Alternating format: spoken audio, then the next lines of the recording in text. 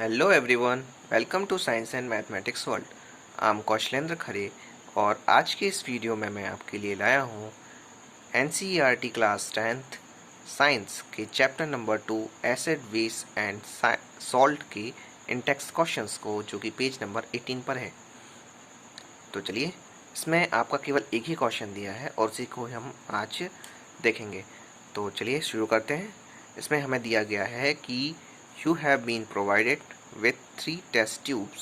One of them contain distilled water and the other 2 contain an acidic solution and a basic solution, respectively. If you are given only red litmus paper, how will you identify the content of each test tube?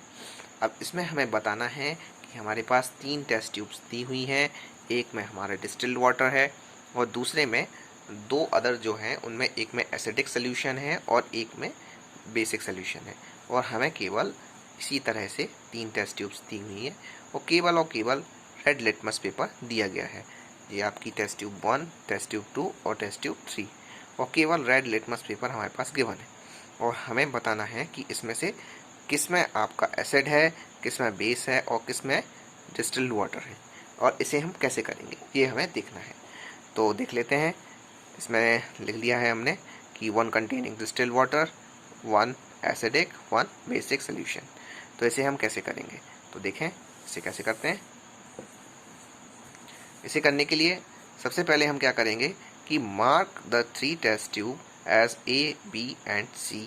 Put the drop of A, B and C solution to the litmus paper. If either of them changes blue, then it is basic. One test tube is eliminated. तो इसमें हमें समझ में आ गया है कि हमने सबसे पहले क्या करना है कि तीनों टेस्ट ट्यूब्स में आपको क्या करना है कि नंबर्स डाल देना है A, B और C, और फिर हर टेस्ट ट्यूब में से एक एक ड्रॉप उसका सोल्यूशन निकाल के आपको रेड लिटमस पेपर पे डालना है और फिर देखना है, ऑब्जर्व करना है। जैसे हमने, ये हमारे पास टेस्ट ट्यूब है 3 ठो, और इसमें हमने इसका एक बूंद निकाल के इस रेड लिटमस पेपर पे डालेंगे। फिर ऐसे कई सारे रेड लिटमस पेपर होंगे हमारे पास, तो हम उसको दूसरे रेड लिटमस पेपर की एक ड्रॉप इसमें डालेंगे। फिर एक रेड लिटमस पेपर पे इस सोल्यूशन की एक ड्रॉप डालेंगे।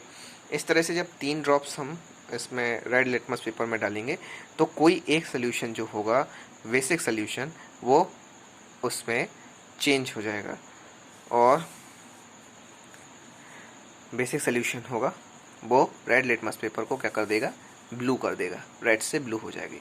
और यदि रेड से ब्लू हो गई तो हम समझ जाएंगे कि ये आपका बेसिक सोल्यूशन है और उसे हम एलिमिनेट कर देंगे, अलग हो जाएगी एक टेस्ट ट्यूब। अब हमारे पास बची केवल 2 टेस्ट ट्यूब। उन 2 टेस्ट ट्यूब को कैसे अलग करेंगे। Now take the 2 test tube. If the colour of 1 test tube changes purple, then it is distilled water, and if there is no change in litmus paper, then it is acidic. तो हमें ये याद रखना है कि हम दोनों test tube को ले लेंगे और फिर एक टेस्ट ट्यूब में आप जब रेड लिटमस इसको रख लेते हो और एक में एक तो एलिमिनेट हो गई, अब 2 बची। एक में आपका डिस्टिल्ड वाटर है और एक में आपका एसिडिक सोल्यूशन है। तो आप acidic solution red litmus paper पे कोई फ़र्क नहीं डालता और डिस्टिल्ड वाटर पे थोड़ा सा पर्पल चेंज कर देगा। तो इसमें यदि आप डालते हो और थोड़ा सा पर्पल टाइप से चेंज हो रहा है तो आप समझ लेना कि वो क्या है, आपका डिस्टिल्ड वाटर है। और जिसमें कोई भी चेंज ना दे तो समझ लेंगे वो आपका एसिडिक सोल्यूशन है। वो वही आपका इसमें लिखा हुआ है कि इसे किस तरह से करना है।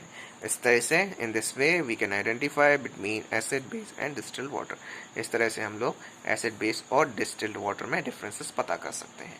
अब जी हम एक छोटी सी ट्रिक लिखी हुई है यहाँ पे कि हम किस तरह से आपके जो एसिड बेस और सॉल्ट को आइडेंटिफाई करेंगे।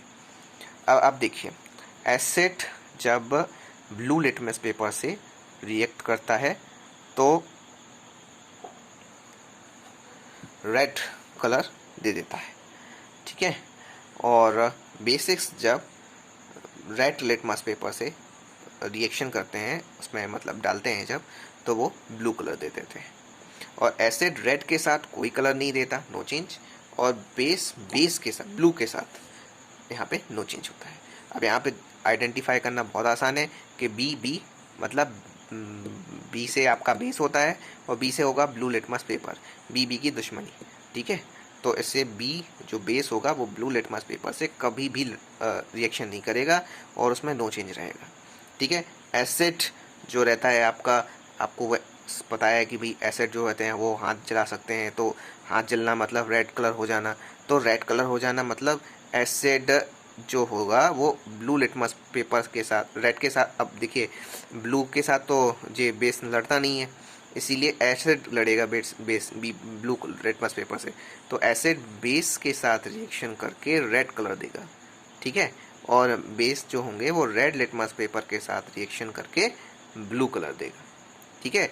और एसिड जो रहेगा वो रेड के साथ कोई कलर नहीं देगा, नो चेंज, और बेस जो होगा base B blue litmus paper के साथ नो चेंज, ठीक है।